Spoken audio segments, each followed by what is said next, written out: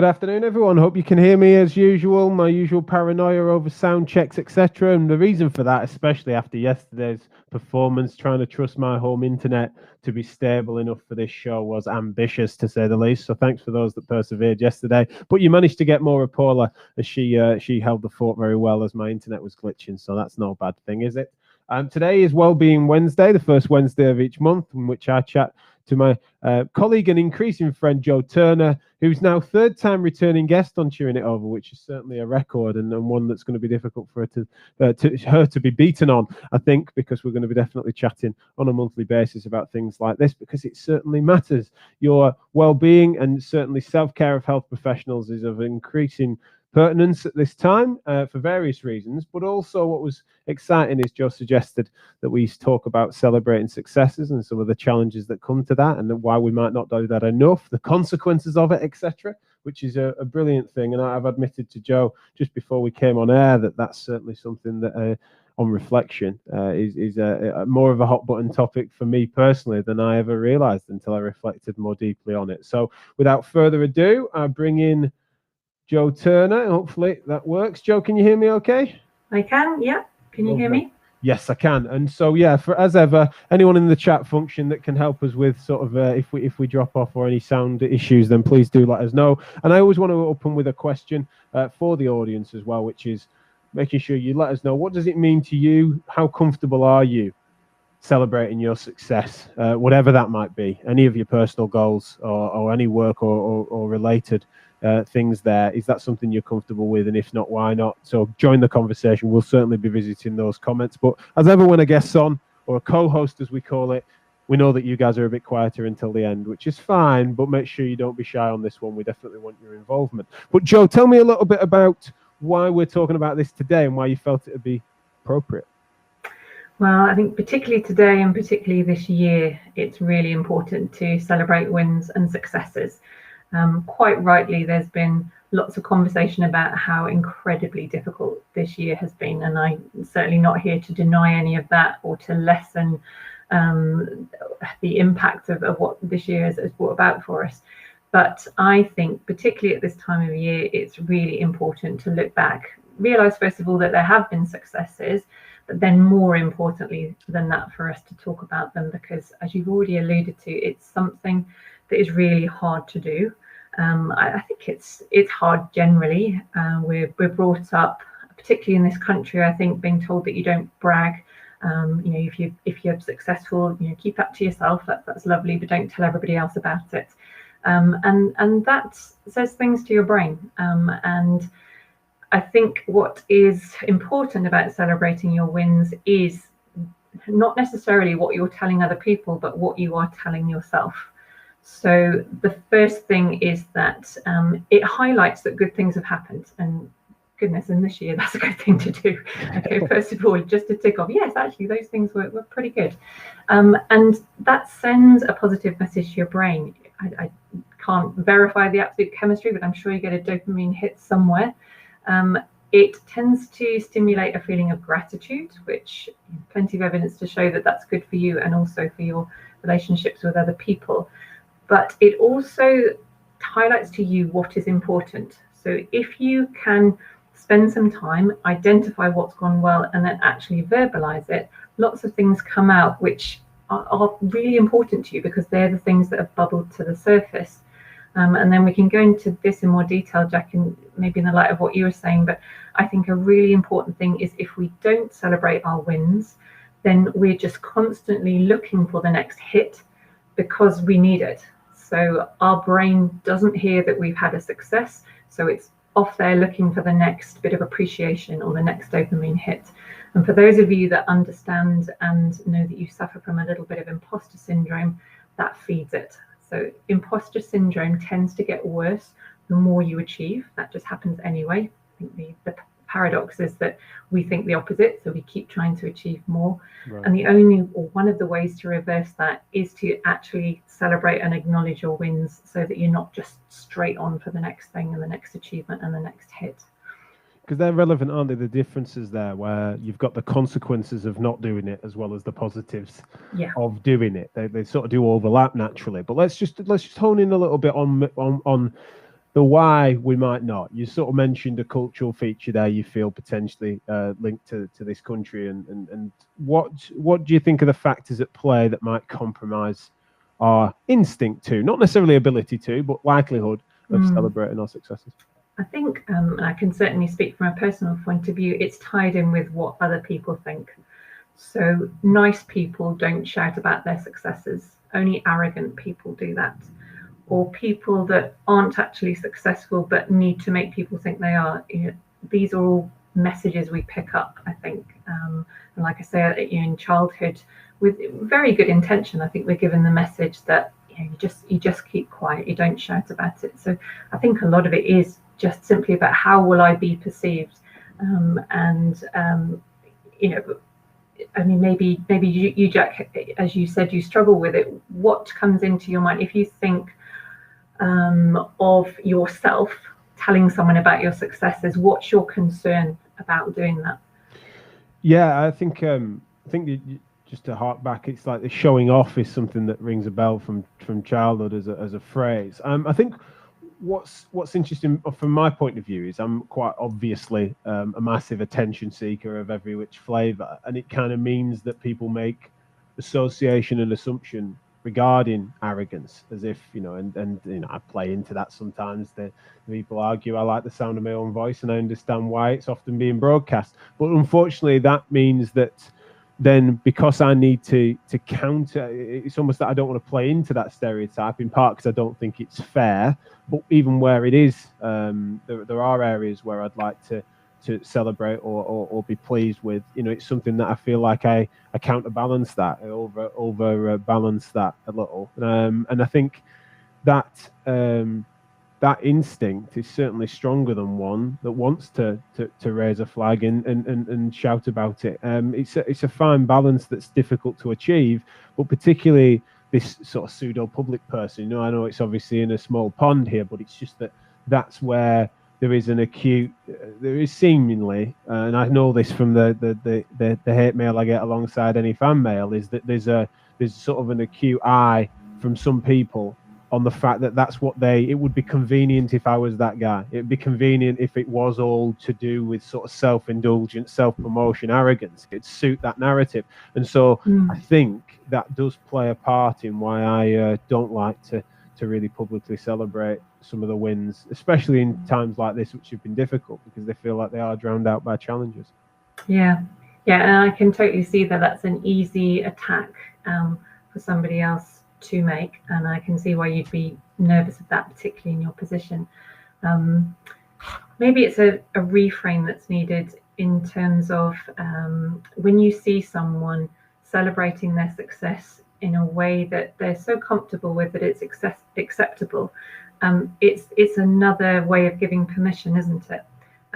So if you can see someone just acknowledging something really good that's happened and the part they've played in it, and really, I guess, talking about the learning that they've gone through and the process that's led them to that is a way of, if you like, educating someone else. That they might think, oh yeah, I would like to actually try and do that thing or achieve that thing. And it's really great listening to how that person went through that process and now how they feel about it. I mean, if I had to think before this session about, what have my successes been, and trust me, I find it as difficult as the next person to talk about it. But if I just express one of those, and this is hard, but this is how I've learned to express one of my successes through lockdown, which was basically what happened with my company and my team during that first lockdown. And we've done a lot of work on the culture in our team. And it didn't surprise me at all that there was a good response to COVID and lockdown with all the people that work for us. But the extent of it blew me away initially. So it wasn't just the shifting to Zoom and learning to deliver things in a slightly different way.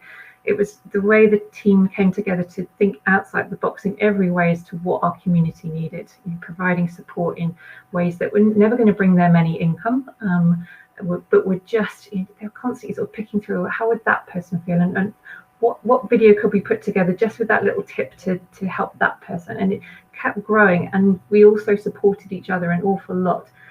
And when I look back, honestly, our team was primed for that kind of situation because myself and my business partner have put so much work into that. So that's one side of it. But I also learned something about myself, that I'm actually a much better leader than I thought I was. And the ways that played out was there were plenty of times where I hadn't got a Scooby what to do. And we just had to look, like all of you other business leaders, what Matt and I had to do was look at what was going on, make our best guess and make a plan, and then present it. So my usual way would be to admit that I don't know what's going on and it's all a bit scary and blah, blah, blah, to be human and to have that mask off. But I understood at that moment, actually, I needed to step up a little bit and not be quite so vulnerable at that moment and just say, this is the information we've got. We've put it together. This is the plan. This is where we're going, and stop. And that isn't natural for me. But what I realized is I did a bloody good job at doing that when I needed to do it. And that's what the team needed. And I'm really proud that I was able to step up and do that at that moment. And I'm grateful that I have that within me. And I'm happy to say that now that is one of the things I can do. No, that's really nice. And I think that knowing when to shelve an authentic level of vulnerability and be decisive, and to make the call, and also be making the call amongst people that trust you, as well as people that know that the sort of cultural precedent is such that decisiveness isn't an absolutism that's suggesting that this is perfect, but this is where we are, this is what we need to do, and we're going to struggle to move past it if we don't make that call. It's such a fascinating, difficult to pin down je ne sais quoi of leadership that it's great. I'm so pleased to hear that you had that success, and thanks for sharing it. I just want to make sure I try and bait those of you that are listening live and watching live to do let us know. You can feel free to share your successes if you feel you wish to, but also just in terms of your take on this subject. Is that something you find it comes naturally to you? If not, why not? And whether or not some of the things that we've just shared feel like they map onto your life at the moment. Joe, what was it that? It's interesting because I wondered if you felt like actually, either as a trained behavior or as an instinct, that was something that maybe does come naturally to you. You're saying not. You're saying that even for someone as introspective as you are, that's still something that's challenging. What tools did you, or any sort of things that you worked on that helped you to be able to do that and to tease that out in yourself? I've had some good role models. So in my coaching training, I've seen other people celebrate their success in a way that I found perfectly acceptable. And trust me, I was really, really resistant to the arrogant persona, and my radar for that in other people actually was very, very high. But there's an interesting thing, isn't there, with judgment, that 9 times out of 10, that judgment you make on someone else is about yourself. So if you're looking at someone else and thinking, you arrogant, whatever, there's that voice in your head going, yeah, and actually you actually think you're quite good at that thing, don't you? And if you were to say you would be an arrogant whatever. And so it's constantly a mirror back and forth, isn't it? So I think like I was saying earlier, to see someone else comfortably and acceptably just go, yep, I did a great job on that, and I'm really good at that actually, in a way that you can accept, then I think helps you to work through that process yourself. So yeah, basically I think I just saw other people do it well. Because that's the sense of, and I'm reflecting on that. It feels so familiar what you're describing there as being, knowing that those things are motivating you and being inspired by other people, rather than coming across as say jealous or instinctively sort of pushing back against it. I think is something that I notice where trying to find a middle ground whereby you do want a feedback loop to surround the work that you're doing, which is useful and helpful, and certainly when you create products and services for people, that their engagement is actually pivotal to its use and utility. You also then need to make sure that your skin is appropriate thickness for what penetrates and what bounces off. It's a funny one, and that's certainly something that in this instance I reflect on. That I get that right sometimes and not others, and it's not an easy one. And again, really helpful to know that that's not something that's really easy even for you to do. We've got some comments coming in. Many thanks to those that are joining us live. Carol, Sorry, Carol. It's not. It's Karen. Sorry, Karen. Karen Hazel Sholham. I always love saying that name. We did this on the quiz a few weeks ago. Celebrating the success can be hard if you've not accepted internally what you have done is in fact a success. I guess that's the imposter. Can I get your thoughts on that then, Joe? Because even acknowledging it or recognizing it as one is sometimes, it's not as if some people are keeping that down. It's sometimes even recognizing it as one. Yeah, thanks, Karen, because I was just about to raise that point anyway. Yeah, so why do we not recognize it as success? Think about it like muscle training. It takes practice, I think. First of all, we don't go looking for successes. We go searching the world for evidence that we're not enough. And if you look hard enough, you'll find it every single day in every corner that you look. And I don't know why, but that seems to be what our brains are trained to do. So again, it's a reframe. I think you need to start looking for success first of all, and then allowing yourself to feel it. So feeling successful, as I've said, I think triggers a dopamine hit, and that's a level of pleasure, isn't it? And I think you've got to, first of all, decide whether you're going to allow yourself to feel that nice feeling of knowing that you did something well. So are you allowed, first of all, to feel that kind of pleasure? And if you are, then you can go looking for evidence of it. Whereas if you're only actually allowed to feel rubbish and down on yourself and not enough, then you'll go looking for that evidence. And as I say, you'll find it in every corner that you turn. So I think, Karen, the first answer is make an intention to find success, and then allow yourself to feel it. And the next stage, which came into my mind when Jack was talking just now, Jack was talking about perhaps getting negative feedback, which is obviously hard to deal with. But even getting positive feedback and being told that you're a success is very, very difficult if that's landing on an internal environment of I'm actually not enough, because it will just bounce straight off. So an insult will trigger defensiveness and attack from that kind of environment. But even a compliment will say just get deflected unless you have that environment that can take it in and take the positive comment and go, yes, based on my assessment of what went on, that's a fair compliment and I'm going to accept it. And what you do there is you say thank you. Don't send it back. But equally, if you get the insult and it falls on the environment of that's an objective opinion, I've thought about this already, actually blah blah blah, then maybe you can be generous in your response and not hit back so defensively. Sure. I want to ponder over. I'm going to come to some of the other comments here because David's made a correct couple that we want to talk about with regards to that cultural thing. But one of the things I've just thought about is it an individual dispositional difference between people that need to where you set the bar for that self-compliment, for that understanding of what might be a success? Because I think that there is something to be said, and I know this, where personal internal motivation is, I adore being underestimated. It's quite a useful thing. In fact, it's been a challenging thing in certain ways, in which if I map on, say, the last 6 or 7 projects or things that we've done quite publicly, I could do with one falling short, because realistically, I'm not, when me as a person and us as an organization aren't being underestimated as much as we used to dine out on. It used to be quite fun. We'd then overachieve, and that was useful. But setting the bar appropriately for you as an individual is one of the things that I feel maybe is relevant, because if you were to set the bar too low and you're patting yourself up on the back, well done, you got out of bed this morning, it's like you're giving you're overindulging a little bit on that hype. Whereas getting up early and getting to the gym before work, potentially sometimes you need to allow yourself to pat on the back in a certain context. But generally, if you lower the bar too much, then everything's a success. Similarly, if you leave it too high, we've already talked about that. How individualized do you think it should be? I think it is individualized, but I would throw back and say, how many physios do you think set themselves the bar that low, or even too low? Physios or healthcare professionals? Yeah, healthcare professionals. Yeah, I think you're right. I think that the bar is on average too high than too low.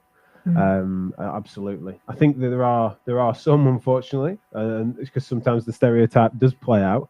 But I don't feel like we're in a position, unless you'd like to, and I don't want to put words in your mouth, but I'm certainly not going to sit here and infer that there isn't a corner of arrogance, or that stereotype doesn't apply, and that's something that I'm not keen to make excuses for if people do overindulge, because they are celebrating successes, ignoring shortcomings, not open to appropriate levels of critique. I've not got a lot of time for that disposition, so I don't want to create space for them to hide. But similarly, maybe, as I said, I don't want to put words in your mouth. Maybe you feel like actually I'm overrepresenting that corner, or you feel that actually it's not that relevant. No, I think it's really relevant. But actually, if I think about it, we all know what we're talking about with that arrogant persona in our profession. If you think about those people talking, you don't really hear them celebrating successes or bragging, if that's what you want to call it. I would say more often you hear judgment from others. Don't do this. This is rubbish. This is the only thing that's good, and that isn't celebrating their success either. And not to go too deep, but I would probably argue that comes from exactly the same place, which is insecurity, just playing out in a different form. Right. Yeah, no, it's an interesting point. Now, on the cultural thing, so David Poulter has said he thinks it's a cultural trait more common in the US to share success than the UK, perhaps. I feel like I can recognise that, what he's saying there. It does feel familiar. Do you feel that there are, say cultures or subcultures that are a better role model in this space than, say, the British Stoic? I know we did talk about British Stoicism, didn't we? I think last time we talked about vulnerability, etc. Do you feel that there are any other exemplar cultures or subcultures? Hard question, because I was brought up in this country, and that obviously is the thread through my life as well. Have I come across any that are better? We can ask it to the comments, can't we? Those that are tuning in live, let us know if you feel that there are more obvious exemplar cultures. I don't know. I mean, David, you're certainly a jet setter and someone that's lived in many different places, from what I understand. Perhaps you let us know if you feel that the US have that better, or do they get carried away on the other theme, in your opinion? So you do let us know. Gemma said, lovely lunchtime chat. Warms my soul, and the more we talk about this and push it out there, the better. I think that's one thing we really want to do, isn't it? Shine a light on this. Gemma says, everyone has a level of success which is 100% needs to be individual, sometimes needs to be much lower than we may think or even admit, which is certainly what you were saying there, Joe, is that, the challenge to my point is how many people are doing that and overindulging, setting the bar low. And actually as well, I've found it really interesting that I've got some friends and colleagues that I've noticed are really wanting and willing to share those successes and celebrate them, and even pat himself on the back, you could argue. And I found it, especially recently and this year particularly, I found it really charming. I found it really inspiring. It's not bothered me. It's not made me defensive at all. And I think that historically it might have done. And I think that culturally and societally, because of the circumstances of the year, the bar is low because we're all in a real difficult grind. Therefore, it's come across differently. And I want to try and allow that to be a bit of a reset for me, because I think it's been something that I've been pleased to notice that I found that more charming than I maybe would have done in yesteryear. And I think it's because we're all in a different place, which seems to be relevant. I agree. Yeah, I think charming is a great word. And, this year it's just ripped the plaster off things, hasn't it? And we're all so much more exposed than we were before. And probably for that reason, other people like you just more willing to celebrate the success of others. Nobody wants to be putting anyone down in this environment anyway, which is fantastic, because it breeds that much more healthier, supportive environment, doesn't it? Sure, absolutely. Yeah, David Zeng commented back saying, US celebrating, even graduating from kindergarten. Is that the low bar that we're talking about? Yeah. We've got 5 more minutes, Joe. We said we promised folk a big announcement. I don't know if you want to lead on that, but yeah, we've been doing some scheming behind the scenes and come up with something we feel is going to be exciting on this topic in the coming months. Yeah, so it'll be no secret from my 3 appearances on this show that I like talking about this stuff, and that I feel it's important that we start having more of these kind of open, honest, searching conversations within physio that are about, not just physio, sorry, I keep saying that, within healthcare, that are not just about the delivery of healthcare. It's about us who are delivering it. So yeah, the exciting thing is that I'm going to start a podcast called You Matter, and hopefully the name explains all. But I want You Matter to be a slightly challenging haven is the sentence that came to my mind. So I want it to be an amazing place to be. And if you're someone that is craving these kind of conversations and just thinks, oh, where are they happening? Where can I have this honest, open conversation? I want it to be that place of honest, straight talk where the masks are off, the armor's off, which will be, I think that will be refreshing and challenging in equal measure. And, I really, really hope it's going to be a place that people feel excited to come and not feel something that feels worthy or should do, but just, oh yeah, I find that really interesting and I want to see what they're talking about today. That's what I hope people will feel about it. Fantastic. And obviously from our side, as you might notice from the title of it, it's something that comes in theme, in series, and it's going to be produced by the Physio Matters team. And so that comes under the network with Massage Matters at Your Cervix, which is our women's health podcast, as well as continuing what we do with Physio Matters. And so You Matter will be produced by Physio Matters, and we'll be working closely with Jo, not in an editorial manner, not because this lady doesn't need it, as you can tell, but also just offering that support and also trying to kickstart and turn our loud hailers in that direction, really, to try and celebrate this, because we think it is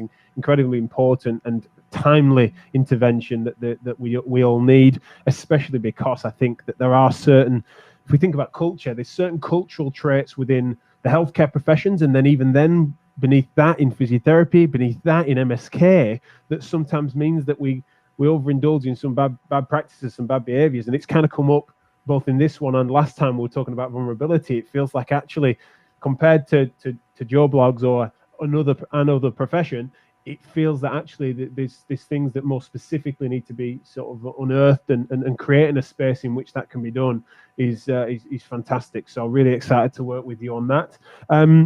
Me and Joe are also after this going to be recording something off air for you, but then making it available on therapistlearning.com, which is going to be about what the turn of the year might do and some specifics around tips and tricks for how to not indulge the stereotypical New Year's resolutions. Joe, tell us a little bit about that, and I'll then explain at the end as to how people can access it. Yeah, so I've got a slightly different take on setting not just New Year's resolutions, but setting goals and planning for the future, because I've failed as much as the rest of you, I'm sure, on setting short-term goals based on fixing something which seems terribly important to me just at that moment. So we're going to talk about a slightly different way of setting yourself intentions and making sure that you're always traveling in the right direction. Not to say you can't change, but you've got a really good idea of why you decided to do something, and it fits part of a logical process rather than just what's a good idea for next week or next month. No, so what we're going to do is we're going to record that as a bonus piece of content, essentially, to give you a bit of a taster.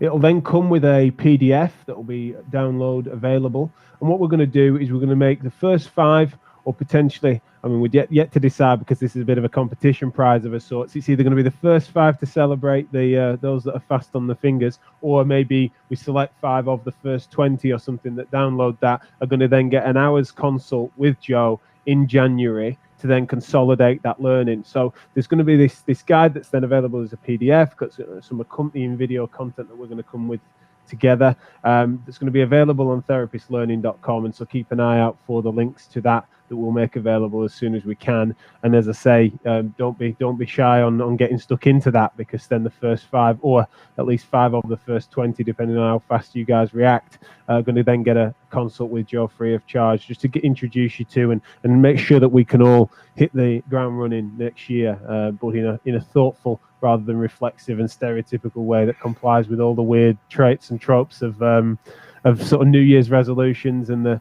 we all know what it's like, especially in healthcare. We all know it, because we know what healthcare, it's like everyone's in the gym in January, and then everyone's seen the physio in February having overdone it, broken themselves, and then falling off the wagon in every which way. So yeah, it sometimes does as a service, doesn't it? Well, yeah, I know sometimes it's good for business, but we want a better balance than that, don't we? So yeah, let's kick on with that. So You Matter is going to be ready for the new year, as is this little insight that we're going to be able to produce for you all ASAP, and keep an eye out on all of our social media feeds. Joe, remind people where they can find you. They can find me on LinkedIn. That's where I'm particularly active. A little bit on Twitter. I'm getting over my Twitter fear, so I'm there a little bit more often. But yeah, LinkedIn is the best place to find me at the moment. Absolutely. Yeah, I've noticed that you're creeping onto different platforms, Joe, which is good. And you know, when you have a few good tweets, then we best celebrate your successes, won't we? Exactly. Which we can do on Wellbeing Wednesday. Me and Joe are going to keep this going as well as the other stuff we're doing, which will be the first Wednesday of every month. We're going to reflect on these topics on Chewing It Over in this format. So I hope you're enjoying it. Thanks for those that have participated in the chat function, and those that join after the fact, which is still the majority. Then just let us know. You can get in touch with us on social media, post comments on those videos, or of course you can access this on Spotify or any other podcast player, and then just drop us an email or anything else on social media for any feedback, and we will celebrate. And let us know if you want to celebrate your successes with us. We'd love to champion them, because it's a very important thing. So yeah, thanks as ever, Joe. Really appreciate it, and we'll speak soon. Take care.